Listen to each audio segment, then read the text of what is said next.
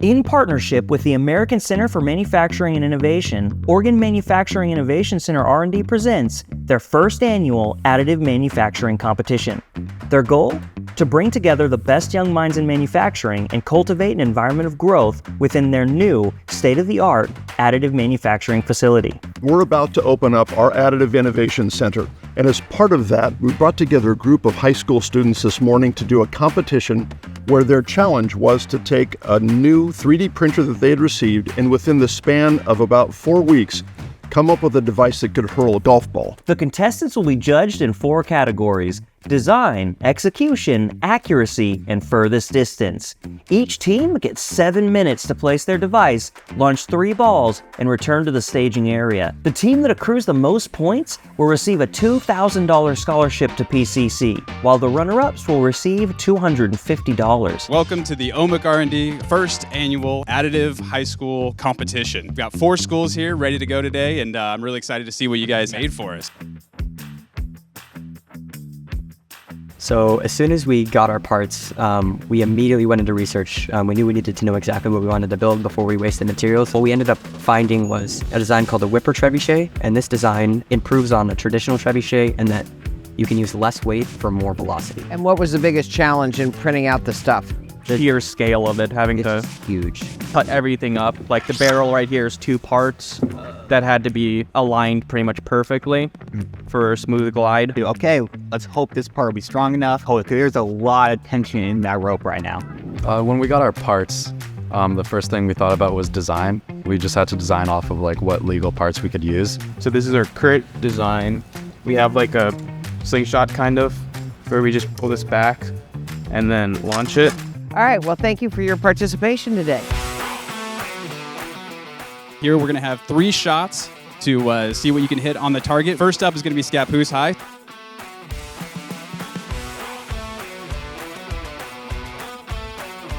All right, ready to fire. Oh, my kidding me.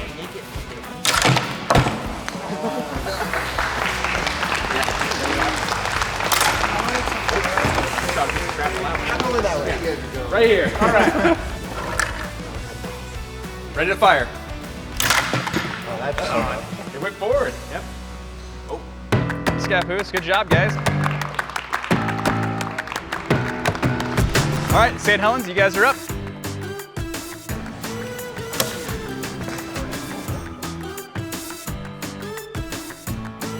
All right. Clear to fire.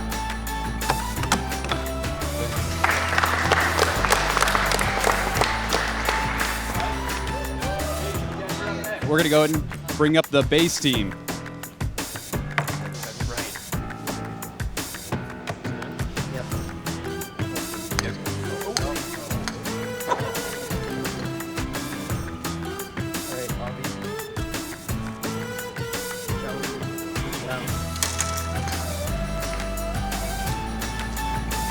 All right, clear to fire.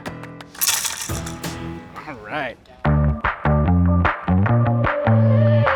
All right, and our final team of the competition. Ready to fire. 3, 2, 1.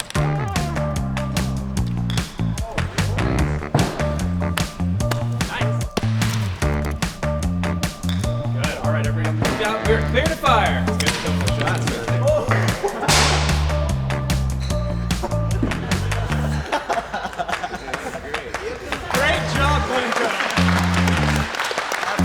I have to say, overall, I thought all of the teams were extraordinarily poised and articulate. I thought it was great that they went through that iterative process. They went through, 4 completely different design ideas before they finally got one that they settled on. I was impressed by your teamwork, your poise, your engineering knowledge, how articulate you were in describing your processes, your successes, and your failures. We had one team that definitely was able to show they stood out pretty well in their ability to launch their ball the furthest and the highest. Hopefully my large 3D printer is okay. The winner of both the accuracy and the distance challenge was Glencoe.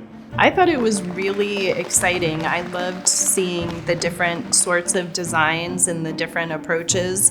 And I think if we can get more young folks involved in hands-on projects like that and being able to share those projects with other people, that's really what's going to drive folks to get into the field.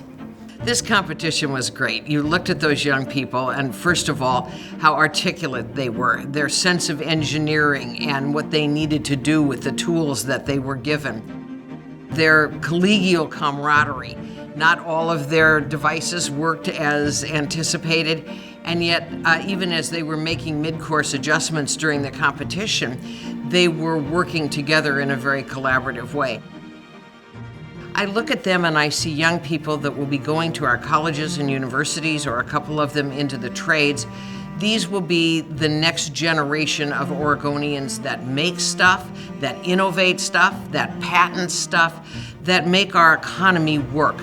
Because you can have the best designs on the planet, but unless you've got those people that are trained to deliver on their manufacture, you don't have the whole picture. OMIC will be a model that will be replicated throughout Oregon, and I dare say regionally and nationally.